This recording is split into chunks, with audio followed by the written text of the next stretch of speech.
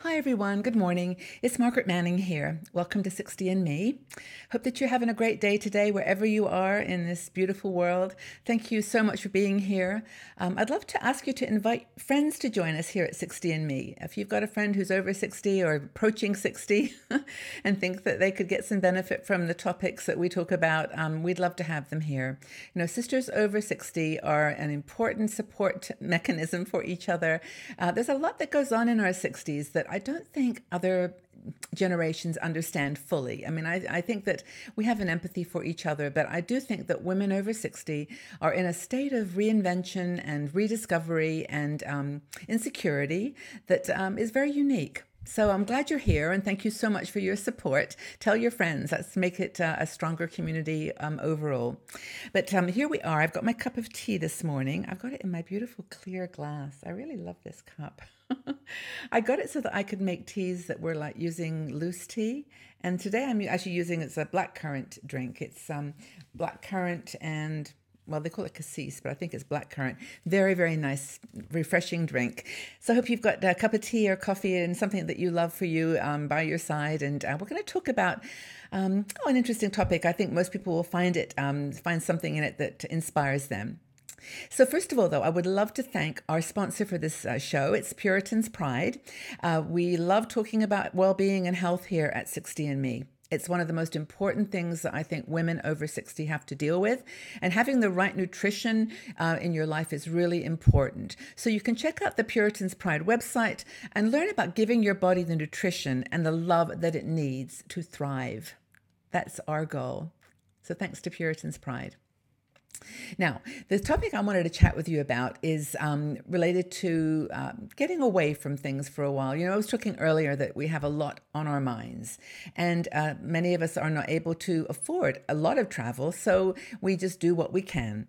But one of our bloggers, Anne Richardson, wrote a little piece about getting away for a few days, how it really honestly can help your health and well-being, and talks about this whole idea of not doing something too extravagant sometimes, that just taking a small change, some time out of your busy life and doing something different, and how just doing that is healthy and supportive of, just mental health.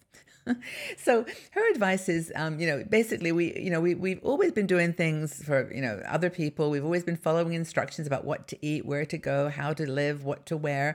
And now it's like, okay, let's just get away from all of this and be completely ourselves.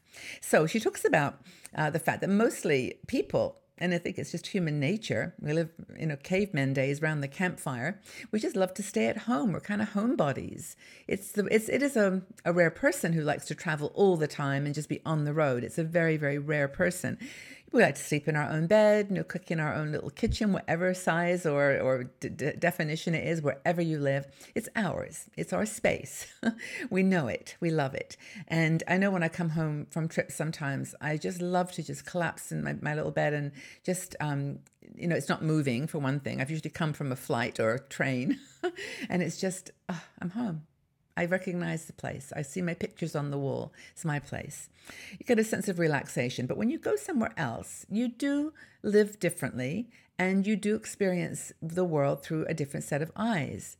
And that in itself is powerfully relaxing and calming and soothing. Now, Anne says she lives in the middle of London.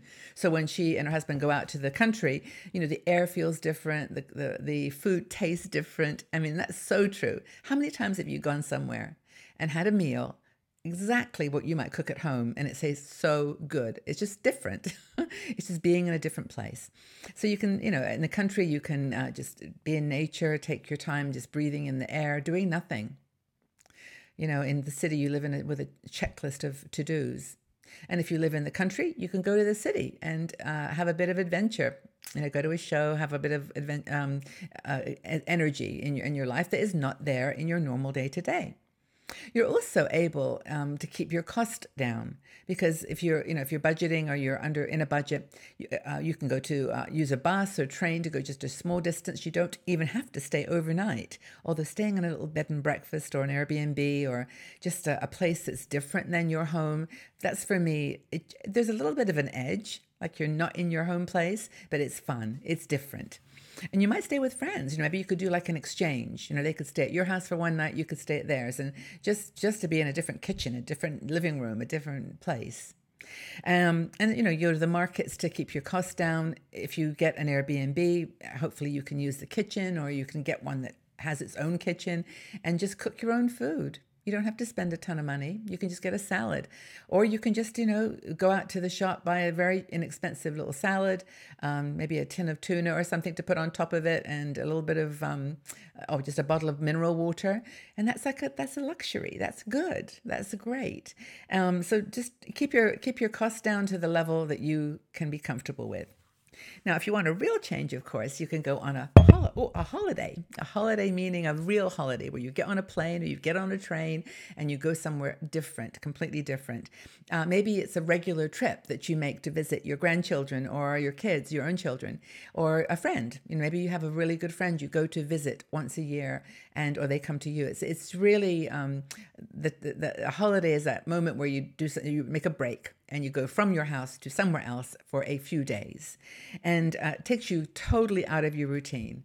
And those can be unsettling times. But I've never been on a trip, regardless of how it turned out, where I didn't come home thinking I learned something. I learned something about myself. I learned something about the place, and I learned something about my life. So I think that's really important, is to look at holidays and adventures as ways to be transformed. I often go on trips and write about them, and when I write about them, it's never the room size or the color of the curtains or how many elevators or steps or whatever luxuries. It's always about how I was transformed by it, how I was changed by being in that different place.